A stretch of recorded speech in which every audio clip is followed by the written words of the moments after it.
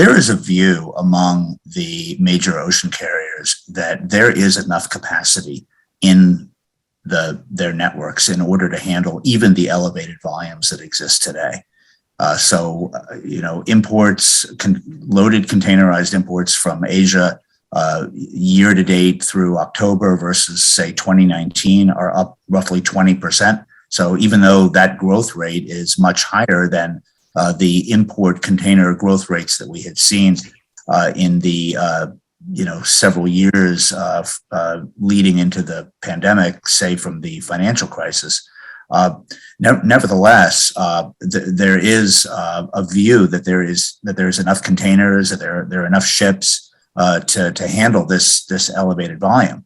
The problem has been, and this is where the likelihood is that the situation is going to continue into next year, is that so much of that capacity is tied up in congestion that it is leading to the delays, leading to the higher rates, leading to a lot of the problems that we're seeing in the ocean containerized portion of the supply chain, leading into the ports. And so that's why the subjects like watching the freight rates very closely is of high interest to us at the moment, because if the freight rates start coming down, it could be for a couple of reasons. It could be because the holiday season is over and there are fewer bookings at origin.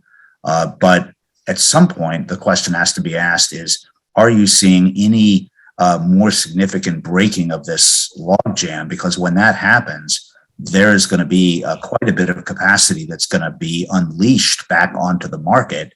And if falling freight rates reflect that, then what that indicates is that actually a lot of capacity is coming back in, and the situation is going to perform on a more fluid basis.